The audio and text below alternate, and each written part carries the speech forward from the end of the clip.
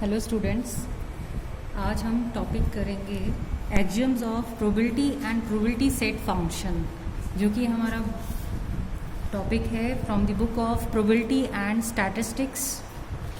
तो let's start. यहाँ पर we suppose that we have a sample space S.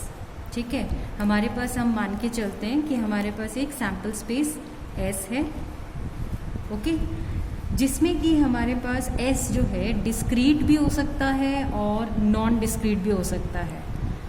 ठीक है, तो डिस्क्रीट मीन्स आपके पास न्यूमेरिकल वैल्यूज, नंबर्स ऐसे हो सकता है।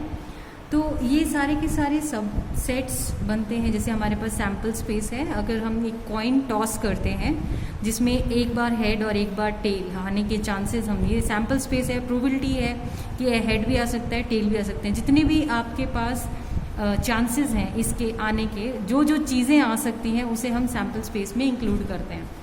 ये हमारे पास एक सी क्लास ऑफ इवेंट्स में हम उसको और फर्दर सिंप्लीफाई करके लिखते हैं कि ये हमारे इवेंट्स रहेंगे। एक इवेंट है हमारे पास हेड आने का, जब भी हम एक कॉइन टॉस करते हैं एक चांस है हमारा टेल्स आने का। ओके, तो ये दोनों के दोनों हमारी एक क्लास बना रहे हैं जो कि इवेंट्स की क्लास रहेगी सी। ठीक है, एस हमारा सैम्पल स्पेस है और इवेंट्स की जो क्लास है मतलब वो उन सबको हम सी का नाम दे देते हैं। तो हर एक इवेंट जो हम कह रहे हैं ए, जैसे यहाँ पे है event getting a head while tossing a coin, तो ये हमारे पास ए इवेंट की जगह हेड आ गया। अगर टेल की बात करें कि getting a tail while tossing a coin as a result, तो हमारे पास ए की जगह टी आ जाएगा क्योंकि वो हम टेल की बात कर रहे हैं। तो हमारे पास जो इवेंट की हम बात करेंगे उसे हम ए कंसिडर कर रहे हैं। तो हर एक इवेंट जो होता है उसके होने का उस क्लास सी से, जैसे ये क्लास है हमारे पास कि हेड भी आ सकता है, टेल भी आ सकता है, ये दोनों इवेंट्स की क्लास है। ठीक है, तो ये क्लास में से एक इवेंट हमने मान लिया कि हेड आने का जो हमारे पास प्रोबेबिलिटी रहेगी, हमें वो फाइंड आउट करनी है। तो उस प्रोबेबिलिटी का एक रियल नंबर होगा जो कि हम उसको P ऑफ A लिखते हैं। जैसे हेड आने के चांसेस क्या हैं 1/2, टेल आने के चांसेस क्या है 1/2। तो टोटल हमारे पास टोटल नंबर ऑफ आउटकम्स हैं 2 और नंबर ऑफ चांसेस क्या हैं वो आने के, वो हमने ऊपर लिखा था number of favourable outcome divided by total number of outcomes. तो हमारे पास टोटल नंबर ऑफ फेवरेबल, ये हमारे पास प्रोबेबिलिटी बन गई। किसी भी टॉइस कॉइन को टॉस करने के लिए हाफ आ गया। ठीक है, अगर ये ऐसा है तो जो नंबर आया उस रियल नंबर को हम P ऑफ A लिख देते हैं, यानी P of H probability of getting a head उसको हम 1/2 लिखते हैं, probability of getting a tail उसको हम 1/2। तो ये जो नंबर्स आएंगे ये रियल नंबर्स होते हैं और हम इसको नाम देते हैं probability of that particular event A. ठीक है, और जो P है, ये जो P लिखा गया है, it is the probability set function. जैसे हम फंक्शंस ऑपरेट करते थे f ऑफ x करके, तो f जो ऑपरेट होता है वो x पे होता है। तो वही चीज़ है, ये p जो है ये प्रोबेबिलिटी सेट फंक्शन है जो कि बता रहा है a के होने के चांसेस के बारे में कि ये हेड कितने बार आ सकता है, क्या चांसेस रहेंगे, ये टेल कितने बार आ सकता है, क्या चांसेस रहेंगे। तो P जो है वो प्रोबेबिलिटी सेट फंक्शन कहलाया जाता है और ये A है, ये एक इवेंट है जो कि क्लास C, जो इवेंट्स के क्लास से एक इवेंट को उठाया गया है। आई होप आपको ये बात समझ में आई होगी। और हम इसको प्रोबेबिलिटी सेट फंक्शन भी तभी कहेंगे जब वो 3 एक्सियम्स, क्योंकि ये एक्सियोमेटिक अप्रोच है हमारी प्रोबेबिलिटी सब्जेक्ट को स्टडी करने के लिए, तो उसमें एक्सियम्स लिए जाते हैं। तो यहाँ जो बेसिक 3 मेन एक्सियम्स हैं वो हमारे लिए बहुत ज़रूरी हैं। तो एक्सियम फर्स्ट है axiom of non negativity for every event A in class C. जैसे ये क्लास सी आपके इवेंट्स हो गए, हेड आने का, टी आने का इवेंट्स हैं, वो क्लास सी से आ रहे हैं। लेकिन जो ए है वो है हेड आने का पर्टिकुलर एक इवेंट की बात अगर हम करें तो वो ए के लिए कंसिडर किया जाता है। तो ए जो है वो क्लास सी से जो आ रहा है वो नॉन नेगेटिव रहेगा, मतलब प्रोबेबिलिटी उसकी 0 हो सकती है, ना होने के चांसेस हो सकते हैं। एक से आपके पास पॉजिटिव होने के चांसेस हो सकते हैं लेकिन नेगेटिव नहीं हो सकता। तो हमारे पास प्रोबेबिलिटी ऑफ ए या कोई भी इवेंट की प्रोबेबिलिटी हमेशा या तो पॉजिटिव रहेगी या फिर इक्वल टू 0 हो सकती है, लेकिन नेगेटिव नहीं हो सकती। एक्सियम 2 जो है वो है फॉर द श्योर और सर्टेन इवेंट, मतलब इसमें से एक ना एक इवेंट तो होके ही रहेगा और इन दोनों के टोटल इवेंट्स के जो आउटकम्स हैं वो हमारे पास 1 आते हैं। ठीक है, तो मतलब ये जो इवेंट है ये जो आएगा ही आएगा, जो क्लास सी से आएगा ही, उसकी प्रोबेबिलिटी हमारे पास P of S is equals to 1 रहेगी। ठीक है, तो हमारे पास हो गया एक तो पहला एक्सियम। दूसरा एक्सियम रहेगा कि जो सैंपल स्पेस है उसमें जो प्रोबेबिलिटी है, टोटल प्रोबेबिलिटी हमेशा 1 रहती है उसके आउटकम्स को ऐड करके हर एक के। और लास्ट हमारे पास है एक्सियम 3, जिसमें है for any number of mutually exclusive events. मैंने आपको कहा था कि डेफिनेशंस बहुत ज़रूरी है, इसीलिए यहाँ पर अब आपके पास म्यूचुअली एक्सक्लूसिव मतलब बिल्कुल अलग इवेंट्स होते हैं जिनका प्रभाव एक दूसरे के ऊपर नहीं होता है।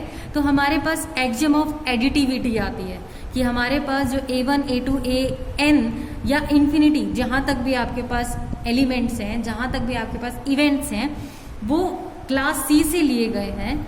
तो यहाँ पर आपके पास जो प्रोबेबिलिटी रहेगी वो सबकी union, probability of A1 union A2 union A3 union A4 and up to जहाँ तक भी आपके पास दिया AN तक दिया होगा, तो यहाँ पर आपके पास प्रोबेबिलिटी बन जाएगी probability A1 plus probability A2 plus.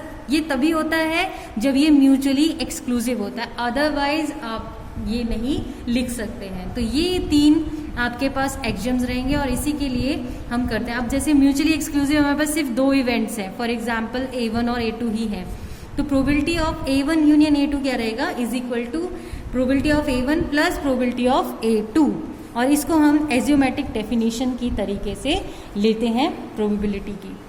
Next मैं कंसिडर करने वाली हूँ, बहुत ही बेसिक सी थ्योरम्स हैं, ये आपने अपनी लोअर क्लासेस में करी हैं। अगर आपको इनमें कोई प्रॉब्लम आती है, इनके प्रूफ्स में करने की प्रॉब्लम आती है, तो आप मुझे बता सकते हैं, I will do that for you, कि कोई भी प्रूफ आप बोलेंगे वो हम करेंगे।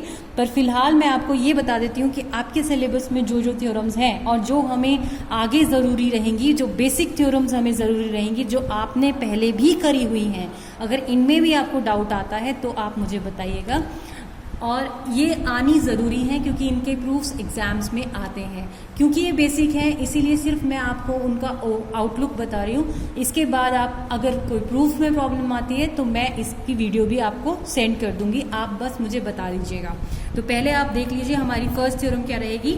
फॉर ईच कैपिटल A कोई इवेंट है जो कि क्लास C को बिलोंग करता है, तो जितनी क्लास C ऑफ इवेंट्स को, जितने भी आपके इवेंट्स के सेट हैं उन सबको हम क्लास C में डालते हैं। तो वो क्या चीज़ प्रूव करते हैं, प्रोबेबिलिटी ऑफ A निगेशन। कई बार हम इसे कॉम्प्लीमेंट्री सेट भी बोलते हैं A का, जो कि A के एलिमेंट्स को कंसिडर नहीं करता है, तो ये हमारे पास A बार कहा जाएगा। तो probability of A bar is equals to 1 minus probability of A।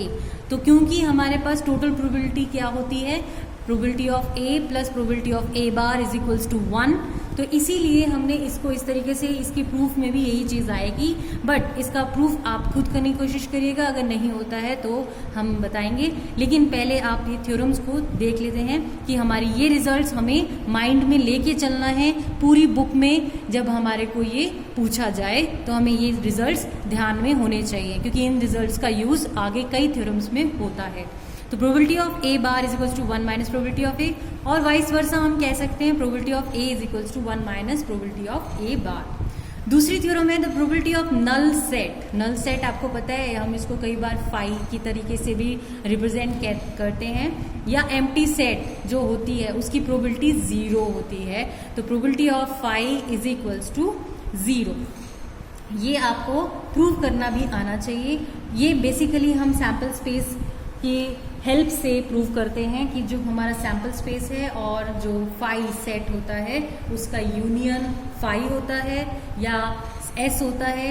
ये आपको पता होना चाहिए कि जब आप, ये हमें स्टार्टिंग करनी है इसी तरीके से कि जो हमारा एस इंटरसेक्शन फाई है वो है फाई, एस यूनियन फाई है वो है एस। ठीक है, इसकी हेल्प से हम इसको प्रूफ को कवर करते हैं। तो ये चीज़ आपको हमेशा ध्यान में रखनी है, ये रिजल्ट्स आपको हमेशा ध्यान में रखने हैं। तीसरी थ्योरम है फॉर एनी टू इवेंट्स, कोई भी दो इवेंट्स ए और बी ले लिए जो कि क्लास सी से आते हैं, क्लास सी ऑफ इवेंट से आते हैं, show that if B is a subset और इक्वल टू ए, अगर ऐसा है तो probability of A intersection B bar is equals to probability of A minus probability of B होता है, या फिर probability of A minus B is equals to probability of A minus probability of B. और ये तभी true है जब ये कंडीशन होती है, अदरवाइज हम इसको डायरेक्ट रिजल्ट नहीं ले सकते हैं। तो जब भी एग्जाम में कभी आए तो ये कंडीशंस देखना बहुत ज़रूरी है कि B is a subset of A. तो हमें ये दो चीज़ें प्रूव करनी है, probability of B less than equal to probability of A आता है। फोर्थ है हमारे पास फॉर एवरी इवेंट ए, हर एक इवेंट ए जो कि सैम्पल स्पेस एस से आता है या क्लास सी से आता है, तो हमारे पास ये कंडीशन सेटिस्फाई होती है कि 0 less than equal to probability of A less than equal to, मतलब 0 और 1 के बीच में ही प्रोबेबिलिटी लाई करती है किसी भी इवेंट ए की। थ्योरम फिफ्थ है for any two events A and B, हमें प्रूव करना है probability of A bar intersection B is equal to probability of B minus probability of A intersection B. Second है probability of A intersection B bar is equal to probability of A minus probability of A intersection B. ये हम आपने basically study किया है set theory से, आप इसको prove कर सकते हैं बाय अज्यूमिंग दैट ये आपके पास कोई सेट दिया गया है, ठीक है, जिसमें सैम्पल स्पेस एस है, ए इंटरसेक्शन बी, ये ए इवेंट है, ये बी इवेंट है, ये जो सेंटर में है ये ए इंटरसेक्शन बी है, ये आपके पास बी बार है जो ये इससे एक्सक्लूडेड है, यहाँ पे इस एरिया में बी बार है, और यहाँ पे आएगा ए बार इंटरसेक्शन बी जिसमें ये एक्सक्लूडेड है। तो ए बार मतलब ए को, ए के किसी भी एलिमेंट को कंटेन नहीं करता है। इसकी हेल्प से हम इसको प्रूव करते हैं।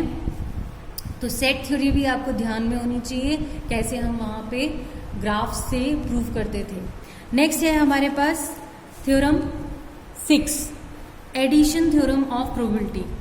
इसकी स्टेटमेंट है if A and B are two any events, कोई भी दो इवेंट्स ले लिए जो सबसेट्स कहाँ से आएंगे, सैम्पल स्पेस एस से आएंगे, कौन का और कहाँ से क्या कह सकते हैं हम कि क्लास सी से आएंगे। क्लास सी जितने भी इवेंट्स आपके सैम्पल स्पेस एस की वजह से बन सकते हैं, ये डिसजॉइंट नहीं होने चाहिए। अगर ये डिसजॉइंट नहीं है तो हम कह सकते हैं probability of A union B is equals to probability of A plus probability of B minus probability of A intersection B.